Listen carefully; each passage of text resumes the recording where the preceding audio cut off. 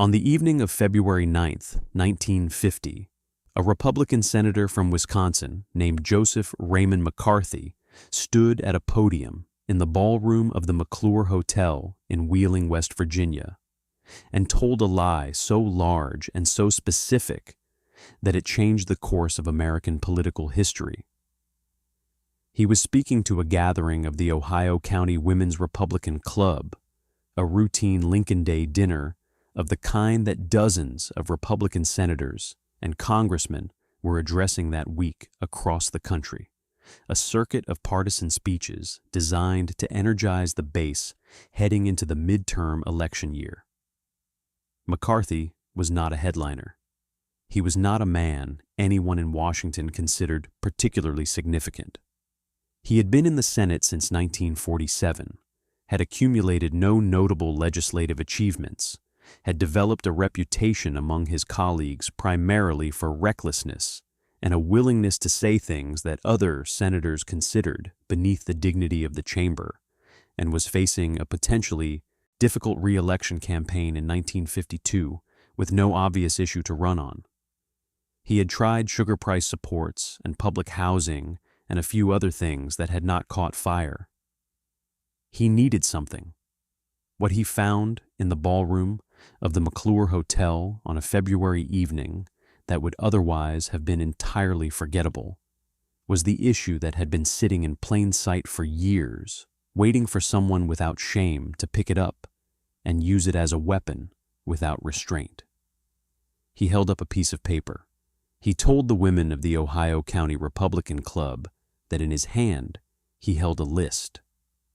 The list, he said, contained the names of 205 communists who were working in the State Department, who were known to the Secretary of State, and who were nevertheless still working and shaping American foreign policy. 205. The number was specific. The paper was real. The list was not. There was no list. There had never been a list. The piece of paper McCarthy held up that night in Wheeling was, depending on which account you trust, either a letter he had received from a constituent or a speech he had given previously on an unrelated topic, or simply a prop, a sheet of paper deployed for theatrical effect, its contents irrelevant, its function purely visual, to make the number real, to give the accusation the appearance of documentation, to perform the act of revelation in a way that the audience would remember.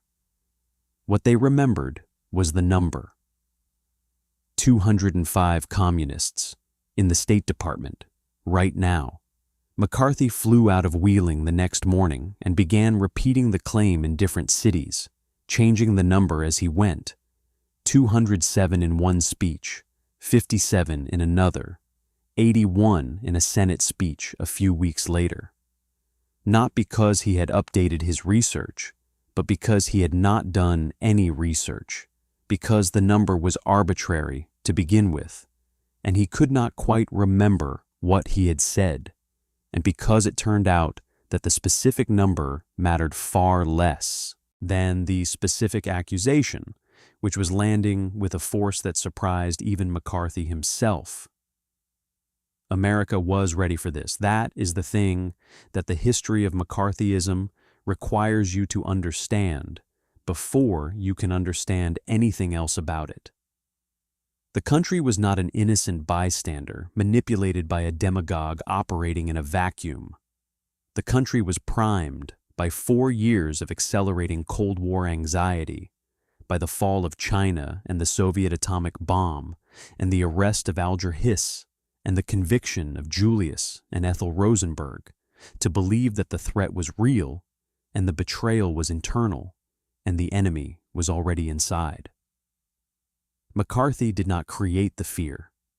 He found the fear and learned to play it like an instrument, and he played it for 4 years with a virtuosity that left the institutions of American democracy, the Senate, the press, the executive branch, the legal system, struggling to find a key he could not reach.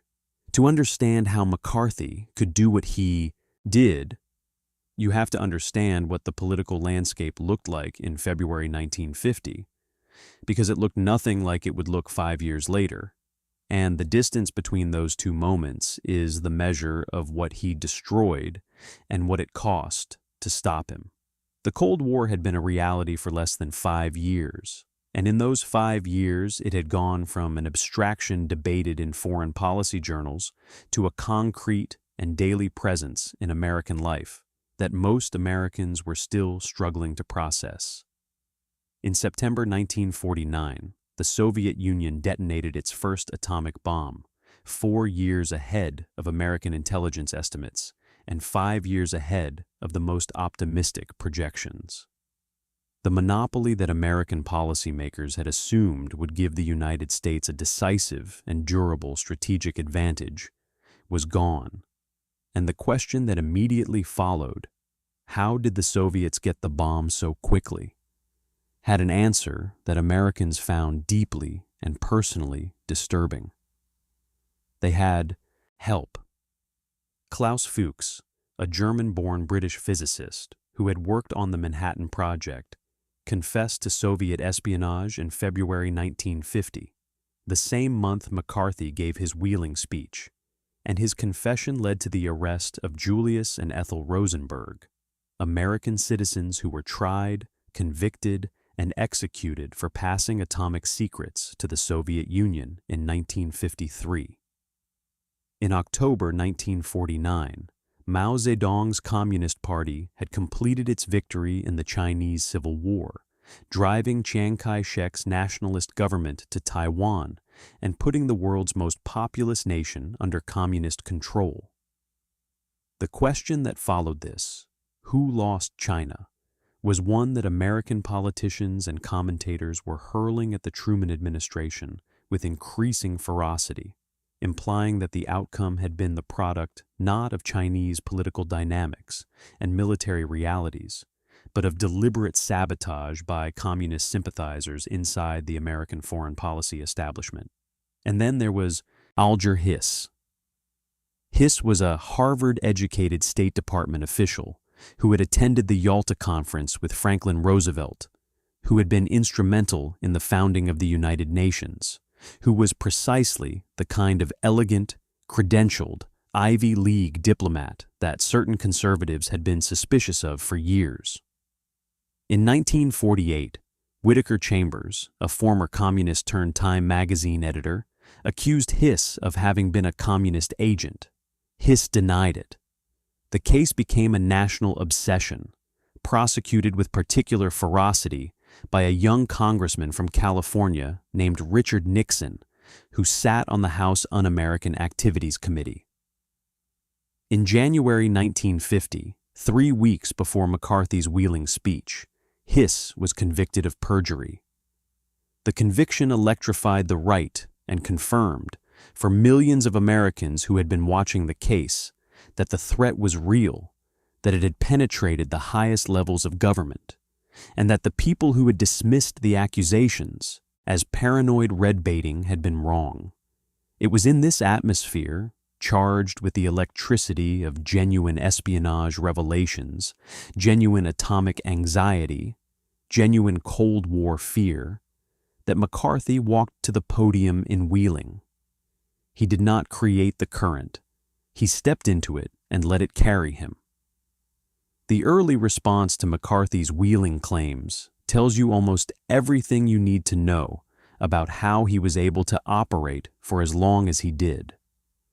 The Democratic-controlled Senate, stung by the accusation and aware that it could not simply ignore a senator making specific claims about specific numbers of communist agents in a specific government department, established a subcommittee to investigate. The subcommittee was chaired by Millard Tydings of Maryland, a conservative Democrat and decorated veteran who approached the investigation with what he later described as a commitment to getting the facts, which turned out to be a different thing from what McCarthy was doing. Tydings and his committee spent months asking McCarthy to provide the names behind his numbers, to give them the specific evidence for the specific claims he had made. McCarthy's response was a masterpiece of aggressive evasion. He named names, but the names he named were not names from any secret list.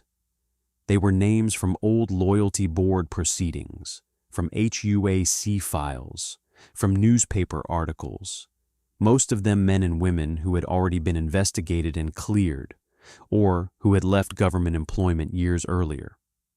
When the committee pointed out that his cases did not support his claims, McCarthy attacked the committee. He called Tidings a communist sympathizer.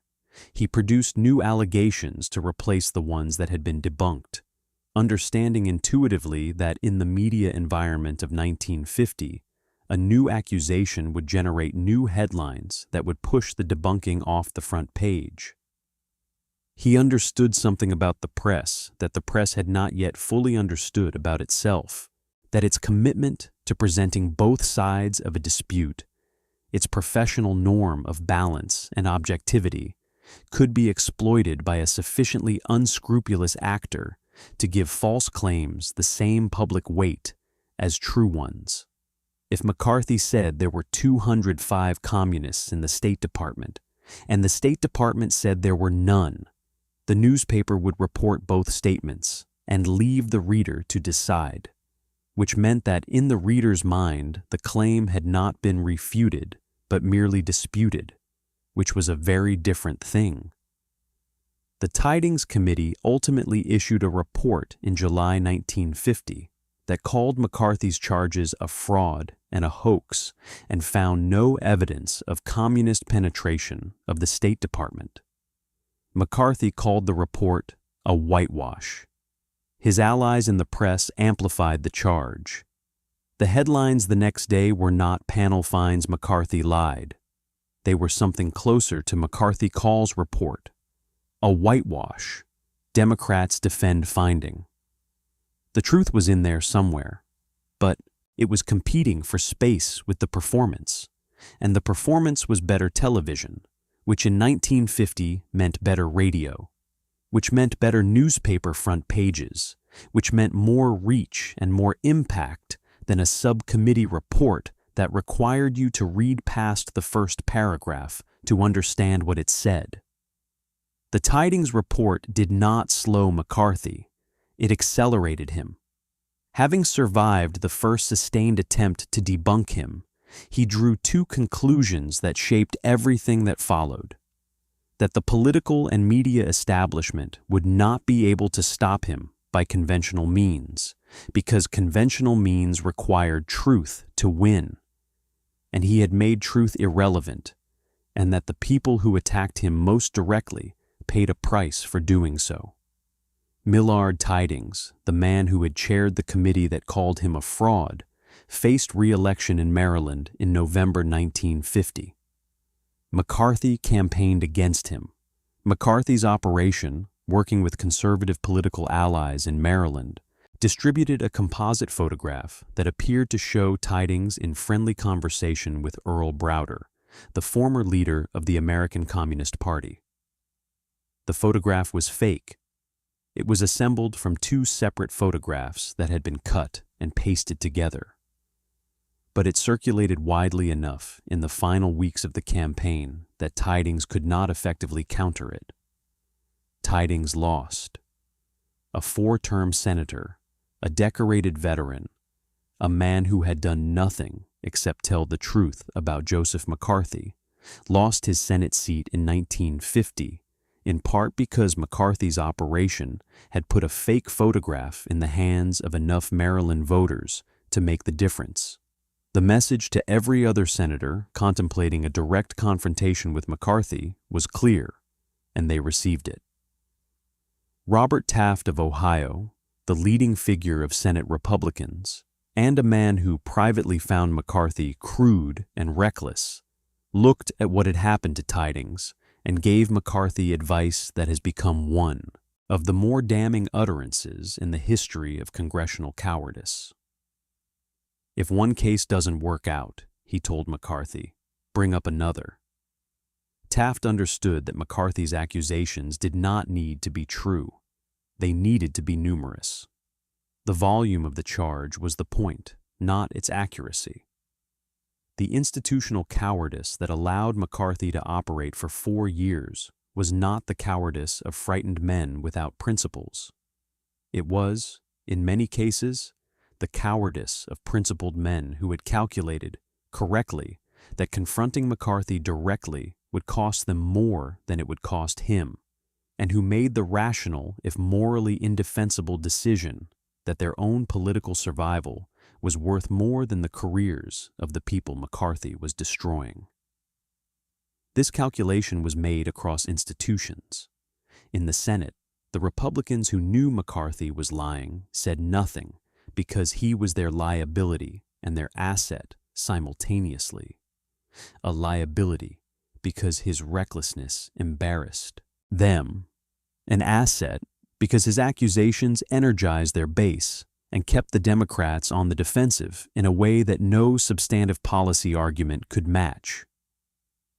The Democrats who knew McCarthy was lying said little because they had watched what happened to Tidings and because the political environment of the early 1950s made any defense of accused communists, however innocent, a potentially career-ending act.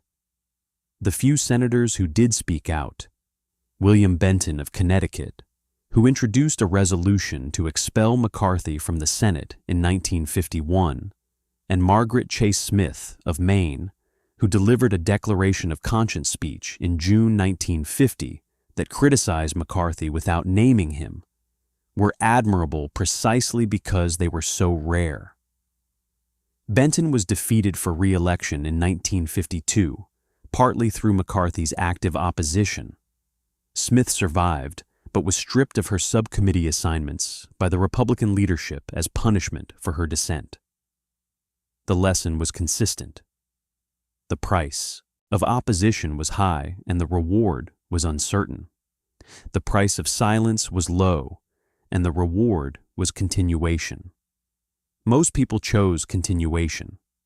In the press, the same dynamic played out in a different register.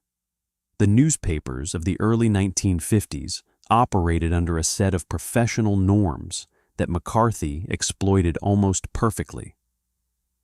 The norm of objectivity required reporters to report what public officials said. McCarthy was a public official. When he said there were 205 communists in the State Department, the norm of objectivity required that this claim be reported. The norm of balance required that the State Department's denial be reported alongside it. But the norm of balance did not require, and in many editorial cultures actively discouraged, the reporter from writing, in the news column rather than the opinion column, that McCarthy's claim was false and his evidence non-existent. That was commentary. That was editorializing. The news column reported what was said. The opinion column evaluated what was said. And McCarthy understood, with the instincts of a natural political operator, that the news column was where most people got their information and that the opinion column was where most people stopped reading. He held press conferences timed to newspaper deadlines, ensuring that his latest charge would make the morning edition without giving reporters time to check it before publication. He made new allegations constantly, understanding that the press would cover the new allegation rather than the previous day's debunking, because new was news and old was not. He cultivated specific reporters who were willing to print his charges without demanding documentation, and he fed those reporters exclusives that kept them close and kept their competitors scrambling. The journalists who saw through him, and there were many earlier than the history books sometimes acknowledge, faced the problem that seeing through him was not the same as being able to report it in a way that their editors would print and their colleagues would not dismiss as partisan. The professional structure of American journalism in 1950 was not equipped to handle a politician who was systematically and deliberately lying, because the structure had been built on the assumption that public officials, whatever their faults, operated within some minimal framework of factual constraint. McCarthy did not, and the structure bent around him rather than pushing back. The specific cases McCarthy used to build his reputation reveal, in close examination, both the cynicism of his method and the particular vulnerability of the moment. His most prominent early target was a State Department official named John Stuart Service, one of the Foreign Service officers who had reported accurately from China during the 1940s that Chiang Kai-shek's government was corrupt and losing popular support, and that Mao's Communist Party was gaining it. These reports had been exactly right, which made the men who wrote them targets for the people who wanted to argue that China had been lost through treachery rather than Chinese political dynamics. Service had been investigated by a grand jury in 1945, cleared, investigated by the State Department Loyalty Board multiple times in subsequent years, cleared each time.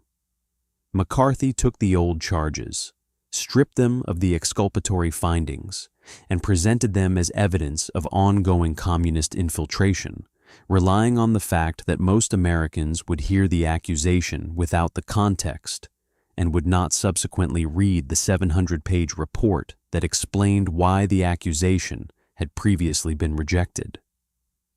Service was eventually dismissed from the State Department in 1951 under pressure from the Loyalty Review Board, which reversed its previous clearances without presenting new evidence, in an act of bureaucratic capitulation to political pressure that the Supreme Court would later unanimously overturn in 1957. Then, Service had spent 6 years of his career under a cloud of accusation that had prevented him from doing the work he was trained to do, that had consumed his professional life in a series of investigations and hearings and loyalty reviews, and that had been based on nothing that any fair-minded reviewer had ever found credible.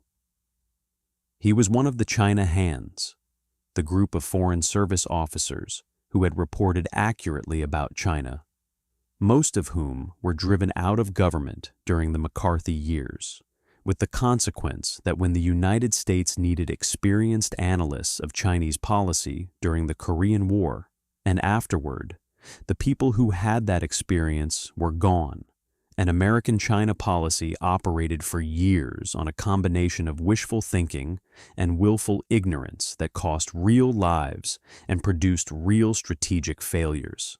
This was the concrete damage of McCarthyism, not just the destroyed careers, though those were real, the actual degradation of the government's capacity to understand the world, because the people who understood the world had been driven out of government for understanding it accurately. The man who understood McCarthy earliest and said so most clearly on a platform large enough to matter was not a senator or a general or a president. He was a broadcaster. Edward R. Murrow had built his reputation during World War II, doing radio broadcasts from London during the Blitz, standing on rooftops while German bombs fell, and describing what he saw in a prose style that was spare and precise, and entirely without the theatrical inflation that characterized most wartime journalism. After the war, he moved to CBS television, where he hosted a documentary news program called See It Now that was among the most watched and most respected news programs in the country.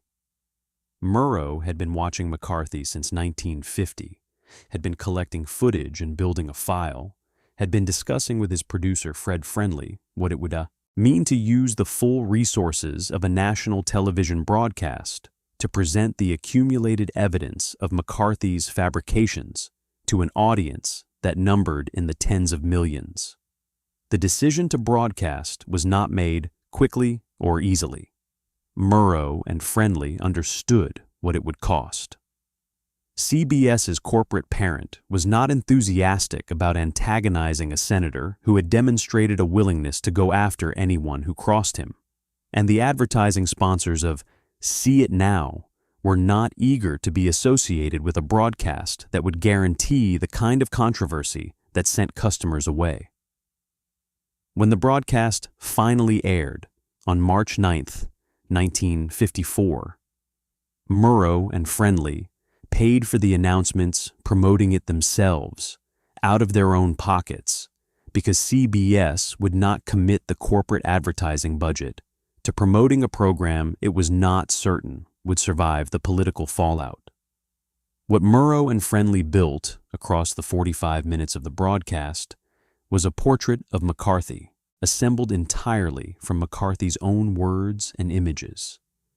They used footage of McCarthy contradicting himself, attacking witnesses who had said nothing to justify the attack, making claims that the next cut would show to be false, bullying, sneering, performing the role of righteous investigator, while the accumulated footage demonstrated that he was doing the opposite of what he claimed. Murrow's narration was restrained almost to the point of severity, presenting the evidence and letting the audience draw the conclusion. But the conclusion it led to was inescapable. At the end of the broadcast, Murrow looked into the camera and said something that people quoted for years afterward, something about the fault lying not in our stars, but in ourselves. Something about the instrument of television being able to teach, to illuminate, and yes, to inspire. But only in the measure that human beings were determined to use it for those ends. What mattered was not the eloquence of the closing, though it was eloquent. What mattered was that 30 million Americans had just watched, for the first time, a coherent presentation of the evidence that the man who had been dominating their political landscape for 4 years was a fraud. And that presentation had been made not in a Senate subcommittee report that few people read, not in an editorial column that only reached the already convinced, but in a 45-minute television broadcast on a major network on a Tuesday night, assembled from the senator's own words, impossible to dismiss as partisan distortion, because the voice making the case was McCarthy's own voice. McCarthy's response to the Murrow broadcast was to request airtime to respond, which CBS granted.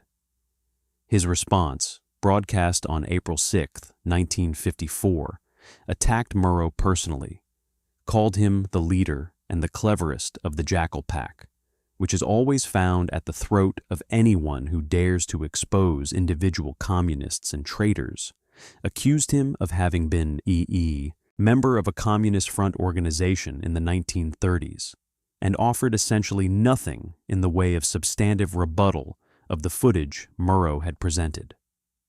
It was, by almost any assessment, a poor performance.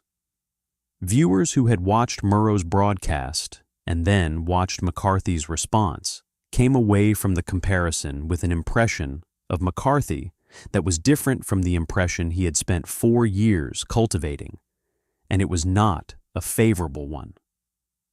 But the Murrow broadcast, for all its historical significance, was not what destroyed McCarthy. It damaged him. It changed the atmosphere.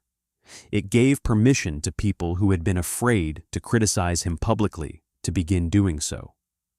But McCarthy was not destroyed by television journalism. He was destroyed by a committee hearing about the United States Army, and specifically by a moment in that hearing that no one had planned and no one could have scripted, delivered by a 63-year-old Boston lawyer named Joseph Welch on the afternoon of June 9, 1954. The Army-McCarthy hearings arose from a dispute that was, by the standards of the accusations McCarthy usually traded in, almost comically mundane.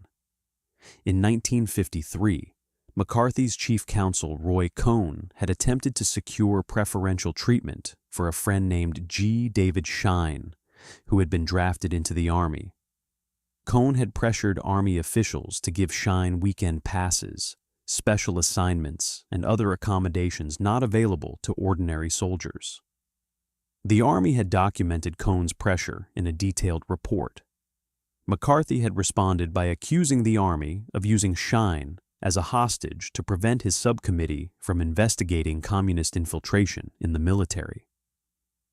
The Senate decided the only way to resolve the competing accusations was a public hearing, and because the dispute was partly about McCarthy's own behavior rather than someone else's alleged communist sympathies, the hearing format was different from the format of McCarthy's previous investigations. He was not the inquisitor this time. He was one of the parties. The hearings began on April the 22nd, 1954, and ran for 36 days, broadcast live on ABC and Dumont Television to an audience that eventually reached 20 million daily viewers. The Army was represented by Joseph Welch, a senior partner at the Boston law firm Hale & Dorr, a man of considerable legal skill and even more considerable theatrical instinct, who understood from the first day of hearings that his job was not merely to present evidence, but to show the country, in real time, what Joseph McCarthy actually looked like when someone with sufficient skill and sufficient nerve held up a mirror. Welch did this patiently, over weeks of testimony, allowing McCarthy to accumulate small embarrassments and contradictions, letting the format of live television do what print journalism had failed to do, which was to give the public unmediated, extended access to the senator's actual behavior rather than the curated performance McCarthy had mastered for the brief encounters of a press conference. McCarthy interrupted. McCarthy made irrelevant speeches. McCarthy attacked witnesses who had said nothing to justify the attack. And because the cameras were rolling continuously and the audience was watching continuously, the behavior that had seemed merely aggressive in newspaper accounts looked, in the context of week after week of live television, like something closer to what it actually was. The performance of a man who had no case, who had only ever had the performance, and who was running out of things to say. The moment that ended, McCarthy came on the afternoon of June 9th. McCarthy, in the middle of the proceedings, raised a new allegation that a young lawyer at Welch's firm, a man named Fred Fisher, had once been a member of the National Lawyers Guild, an organization McCarthy characterized as the legal bulwark of the Communist Party. Welch had known about Fisher's brief membership in the National Lawyers Guild and had, weeks earlier, discussed it with McCarthy's staff and offered to keep Fisher out of the hearings if McCarthy would refrain from raising it. The agreement had held until that afternoon, when McCarthy, perhaps desperate for a moment of advantage, broke it. Welch's response has been so often quoted that it has acquired the status of a set piece, a moment of rhetorical history that people know by heart, even when they cannot place it in context. He told McCarthy, in the quiet of a hearing room, suddenly gone very still, that until this moment he had not really gauged McCarthy's recklessness. He asked the senator whether he had no sense of decency. He said it twice. "Have you no sense of decency, sir? At long last, have you left no sense of decency?" The room applauded. The cameras caught it.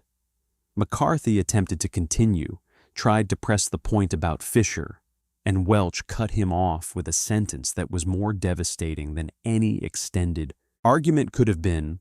"The senator has done enough. I will not discuss it further. You have done enough. Have you no sense of decency?" It was not an argument. It was a judgment. And it landed in a hearing room and on 20 million television screens as the thing that the Senate's subcommittee reports and Murrow's broadcast and 4 years of newspaper coverage had failed to deliver. A clear, simple, emotionally coherent verdict on what McCarthy was. The applause in the hearing room was the sound of permission being granted, the sound of a permission that millions of Americans had been waiting for, the permission to decide that they had seen enough, that the performance was over, that the curtain had come down. McCarthy was censured by the Senate on December 2, 1954, by a vote of 67 to 22. The resolution condemned him for conduct that tended to bring the Senate into dishonor and disrepute, for his treatment of a general who had appeared before his subcommittee, and for his characterization of the select committee that had recommended his censure as an unwitting handmaiden of the Communist Party. He was not expelled. He was not charged with a crime. He was censured, which in the Senate's language of institutional disapproval is the most severe formal sanction short of expulsion, and which carried no practical consequence beyond the symbolic one of establishing, in the official record, that 67 senators had judged his conduct to be beneath the standards of the body. McCarthy served out the remaining years of his term in increasing isolation. His colleagues stopped returning his calls. His staff dwindled. The reporters who had followed him everywhere, who had transmitted his charges to the front pages of the nation's newspapers, stopped showing up to his press conferences. The thing that had made McCarthy powerful was coverage, and coverage required the appearance of consequence, and consequence required the appearance of power, and power, for McCarthy, had always been circular. He had power because people were afraid of him, and people were afraid of him because he had power. Once the fear broke, once the Senate censure made it clear that the price of opposing McCarthy was not what it had been, the circle collapsed. He gave speeches that the press did not report. He made accusations that the Senate did not investigate. He drank heavily. His health deteriorated. On May 2, 1957, Joseph McCarthy died at Bethesda Naval Hospital of acute hepatitis, almost certainly related to his alcoholism. He was 48 years old. He had been a senator for 10 years. He had been a national political force for approximately 4. No other American politician of the 20th century had done as much damage in as short a time with as little actual evidence. The permanent damage McCarthyism did to American civil liberties infrastructure is harder to document than the individual destroyed careers and easier to underestimate than the aggregate political consequences, but it was real, and it lasted long after McCarthy himself was gone. The first and most direct damage was to the institutions whose purpose was to protect civil liberties: the courts, the civil service, the legal profession, all of which accommodated the political pressures of the McCarthy era in ways that created precedents and practices that survived his censure. The Supreme Court, during the height of the McCarthy period, issued a series of decisions that significantly curtailed the due process protections available to federal employees accused of disloyalty. In Bailey v. Richardson, decided in 1951, the District of Columbia Circuit Court of Appeals upheld the dismissal of a federal employee who had been found disloyal without ever being told the specific charges against her or confronted with the evidence, ruling that government employment was a privilege rather than a right, and that the constitutional protections of due process did not, therefore, apply. The Supreme Court affirmed the decision by a 4-4 vote, with one justice not participating, a tie that upheld the lower court ruling without establishing a clear precedent, but that signaled the court's unwillingness to throw itself across the path of the loyalty program. In subsequent years, the court would issue decisions in loyalty and subversion cases that tracked the political temperature of the moment, moving toward greater protection of civil liberties as the McCarthy period receded and public sentiment shifted. But the damage done between 1950 and 1954 by the loyalty program, the thousands of federal employees dismissed on the basis of anonymous informants, unverifiable allegations, and guilt by association, was not undone by subsequent decisions. The people fired were not reinstated. The careers lost were not restored. The principle established that the government could dismiss employees on the basis of political association without due process was not definitively repudiated until years later, and in diluted forms it has never entirely disappeared from American law. The second category of damage was to the culture of political expression, specifically the habit of self-censorship that the McCarthy period installed in American intellectual and professional life, and that persisted for years after McCarthy's censure. The mechanism was simple and did not require McCarthy's personal involvement.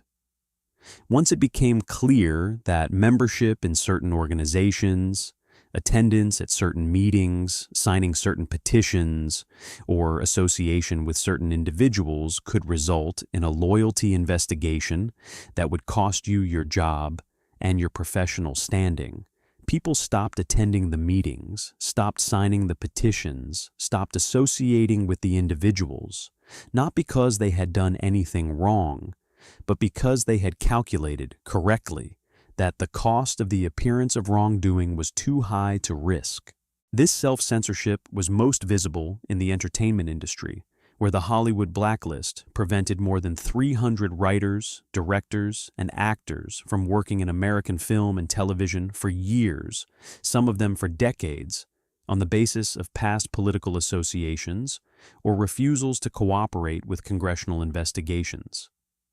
Dalton Trumbo, one of the Hollywood 10 who had refused to testify before HUAC and served a prison sentence for contempt of Congress, wrote dozens of screenplays during his blacklist years under pseudonyms, including the script for Roman Holiday, which won an Academy Award in 1953, credited to another writer. The award was not corrected until 1993, 40 years later. The director Joseph Losey fled to England rather than face HUAC. The playwright Lillian Hellman was blacklisted and subjected to tax investigations. The actor Zero Mostel lost years of work. The list is long, and the names on it represent a cumulative loss of creative output that cannot be recovered or even fully cataloged. But the Hollywood blacklist, as dramatic as it was only the most visible face of a phenomenon that extended across American professional life, into universities, where professors were fired for past political associations or for refusing to sign loyalty oaths, into journalism, where editors became reluctant to publish work that might attract the attention of congressional investigators, into law, where civil liberties organizations found it difficult to recruit members or raise funds because association with them had become a potential liability. The culture of silence that the McCarthy period installed was not broken overnight by the Senate's censure vote or by McCarthy's death. It persisted in various forms and degrees into the 1960s, and in some cases beyond.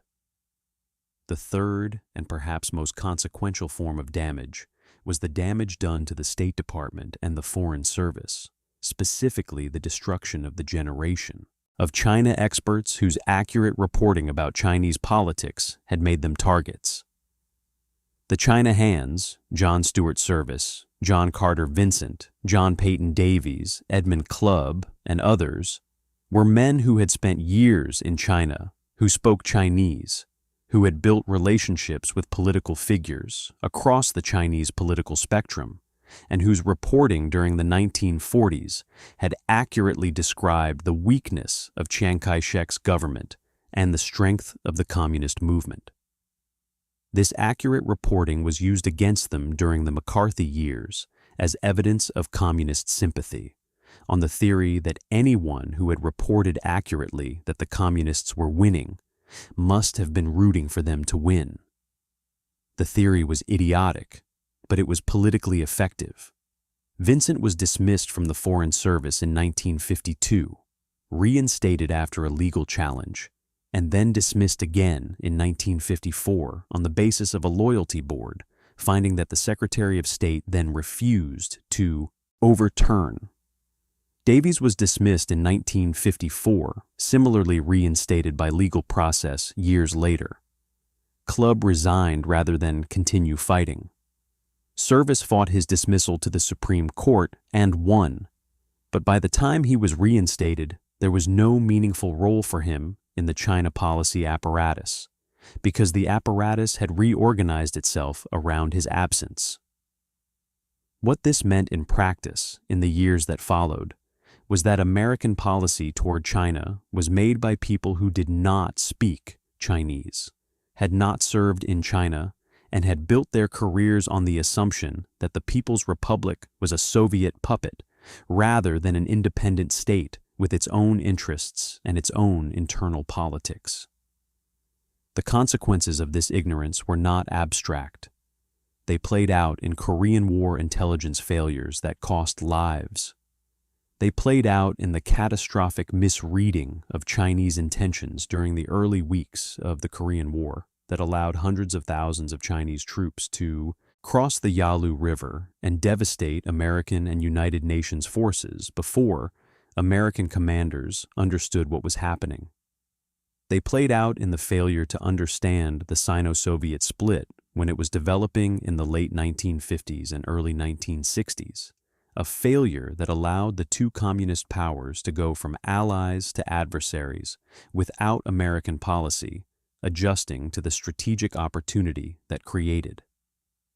The people who might have seen these things coming, who had the language and the relationships and the contextual knowledge to read Chinese political signals accurately, had been driven out of government by a senator who had never been to China and could not have found Xinjiang on a map. This was McCarthyism's most lasting injury, not the careers it destroyed directly, but the institutional knowledge it eliminated, the expertise it made professionally dangerous to possess, the consequence that rippled through American foreign policy for a generation in the form of decisions made in ignorance that did not have to be. There is a version of the McCarthy story that frames it as a morality tale with a satisfying conclusion. The demagogue rose, the demagogue fell. The institutions held, the system worked. This version is comforting and partially true and deeply insufficient. The system did eventually produce the Murrow broadcast and the Army-McCarthy hearings and the Senate censure. These were real things that required real courage and real institutional function. But the system also produced 4 years of accommodation, 4 years of silence from people who knew McCarthy was lying and chose not to say so. 4 years of a man without evidence destroying careers and reputations and institutions. 4 years of a press corps that reported his charges with professional neutrality while the damage accumulated.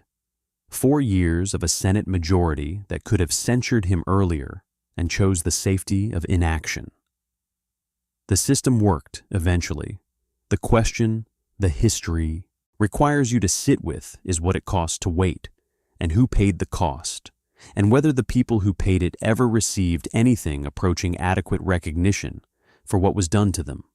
Owen Lattimore was a Johns Hopkins professor and expert on Asian affairs whom McCarthy called the top Soviet espionage agent in the United States in 1950. He was investigated by the FBI, called before the Tidings Committee, subjected to a grand jury investigation, indicted for perjury on 7 counts in 1952, and watched as 6 of the 7 counts were dismissed by a federal judge, and the 7th was dismissed by the Circuit Court of Appeals in 1955. He spent 5 years of his life and a substantial portion of his financial resources defending himself against accusations for which there was never credible evidence. He eventually left the United States and took a teaching position in England. He never returned permanently. The American academic institution that should have been his home for his productive years lost him because one senator had decided he was useful as a target, and no one with the power to stop it had done so quickly enough to prevent the damage. Annie Lee Moss was a clerk in the Army Signal Corps. a black woman from Washington, D.C., who was called before McCarthy's subcommittee in 1954 on the basis of an informant's accusation that she was a communist. The accusation was almost certainly the product of mistaken identity. There was another, Annie Lee Moss, in Washington, who had the same name and a different identity.